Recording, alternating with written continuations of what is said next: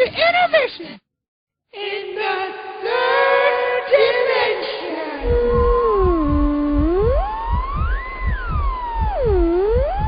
Hey guys, it's ExandShadow here with my impressions video for the 3DS. I got it on Saturday, and so far I'm really enjoying it. For those who don't know, the three of you, the 3DS is Nintendo's new DS system, which has the ability to let you see the game in 3D without glasses. If you want the science behind it, you can go search it on Wikipedia. They've got a fairly accurate description, but this isn't for the science of it. I'm just going to tell you how the system works. And now, before you ask, yes, the 3D works and it works great. You do have to do a little bit of adjusting in order to get the best effect. Find the slide on the space on the slider that works best for you. Find the right distance to hold it away from you. And there are some times, especially when you start to cramp up and get closer unconsciously, where the 3D might come a little bit off, but for the most part, it does work really good. So the DS has most of the stuff that a previous DS had, touchscreen, microphone, A, B, Y, X, L, R buttons, but it also has a control stick, or more, as Nintendo likes to call it, the circle pad. It's a control stick. It works pretty damn well, I have to say. I could control everything really fluidly. I could barely tell that I was using the circle pad as opposed to an analog stick. It just works great and feels very natural. The build of the 3DS is definitely nice to look at. I like the 3-layer design of it. The geometry is nice. I don't know what I'm talking about. But yeah, it's very nice to look at, and it feels relatively comfortable in your hands. The only problem I have when it comes to comfort while playing is whenever I try to use the D-pad, which is below the circle pad, whenever I try to use that, it's a little bit awkward for me to hold the 3DS because I'm not used to having to reach my thumb all the way down to get a D-pad. It's usually just right there, so it's kind of uncomfortable for me. But I assume that's just something that I'll get used to over time. But yeah, the 3DS is really cool. When it comes to hardware, the only problem I really have with it is battery life. This thing doesn't last very long battery-wise. I think it's 5 hours at the most and 2.5 at the least.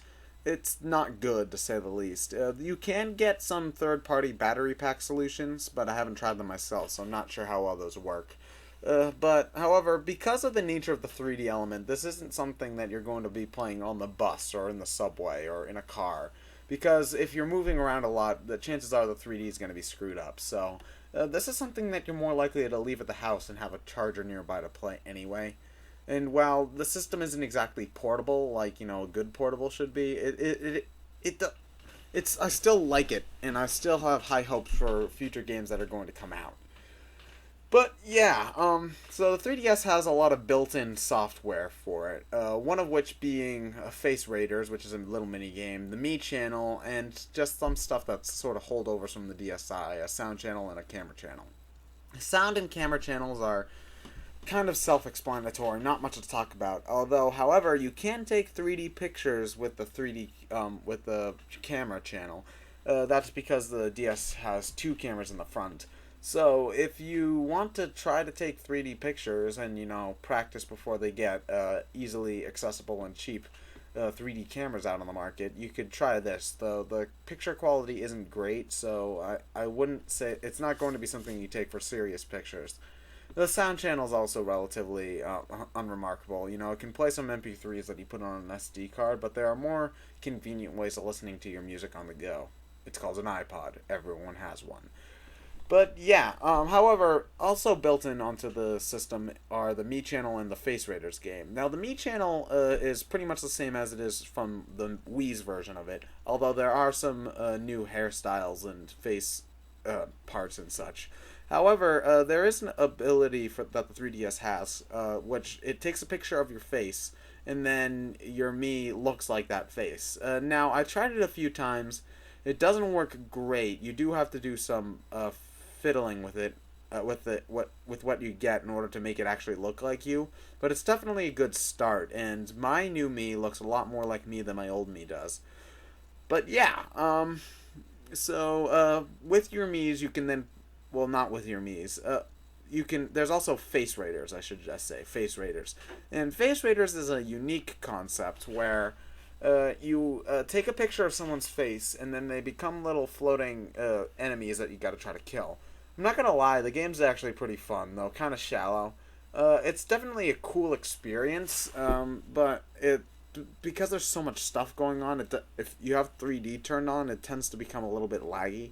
But it's fun, and it's definitely there, and it's a tech demo type game, just to show what the 3DS is capable of. Also coming with the 3DS are AR games, which is pretty much just a game where you put a card on a table, and then you can play some games in the real world. It's neat, another tech demo-esque thing, and nothing you're gonna really go back to play over and over again. But yeah, enough talking about the built-in stuff. I got 2 games for my 3DS. One is Pilotwings Resort, and the other is Super Monkey Ball 3D. I liked both games, but I'm gonna start with Super Monkey Ball. Now, if you don't know me, I have played both Super Monkey Balls on the GameCube, and I love, love, love both of those games. Some of my best childhood memories. I did not play Adventure, which is good because everything I've heard about Adventure seems horrible. And I have Banana Blitz as well, and if I find Step and Roll cheap in a bargain bin somewhere, I'll get that too. But Super Monkey Ball 3D, I definitely like it. It's a back to basics sort of thing for Monkey Ball because Monkey Ball Banana Blitz, while it's a decent game on its own, the lack of a control stick option at all means that you're going to be stuck with the Wiimote's tilting thing, which works okay, but it's just not as good as a control stick just because it's hard to keep steady. And also, they took out the jump button, which is great because the jump button just was wonky in Banana Blitz. But yeah, a Super Monkey Ball 3D, you just go through 8 worlds to get bananas and send monkeys in balls through goal rings. The game looks pretty nice, almost as good as Banana Blitz, if not as good as Banana Blitz actually, especially with the 3D turned on. This is a very good looking game. The music's nice too, nothing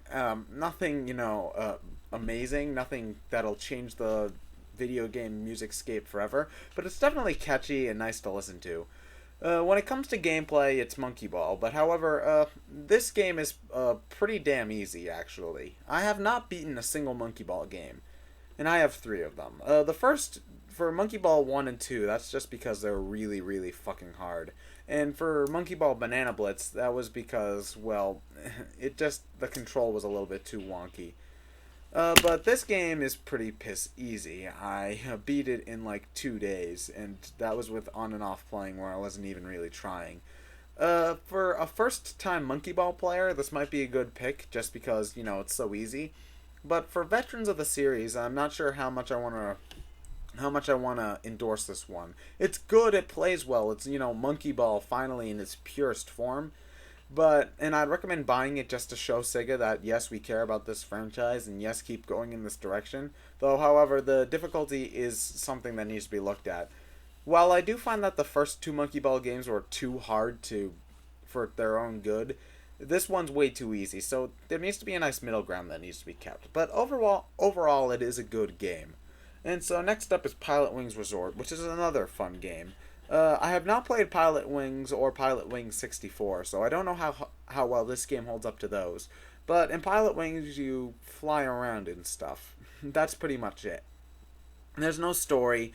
The whole motivation of playing is playing. So there are 2 modes, Mission Flight and Free Flight. In Free Flight, you can just fly around and stuff, If you've played Wii Sports Resort, it's very much like the flying mode in that game.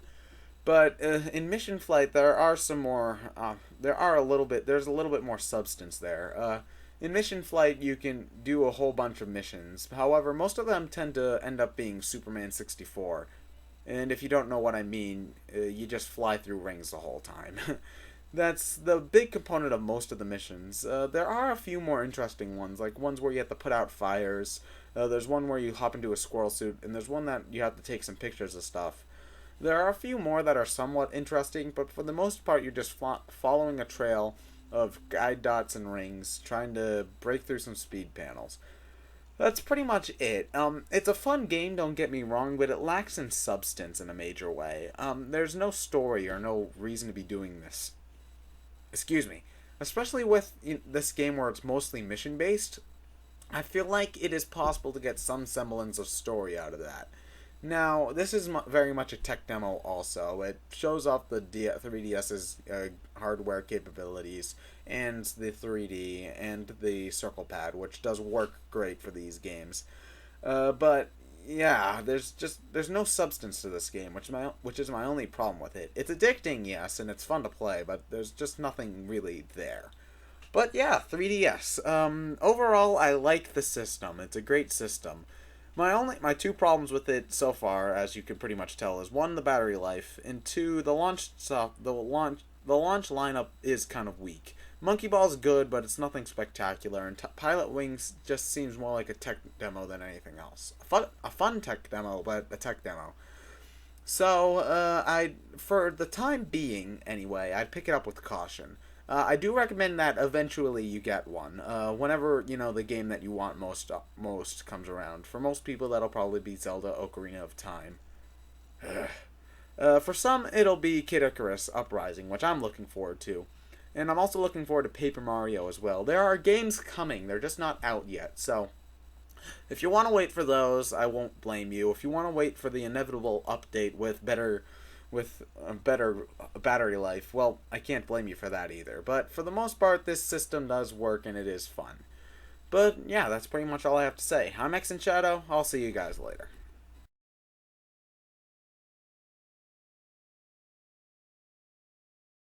It's like I can touch you!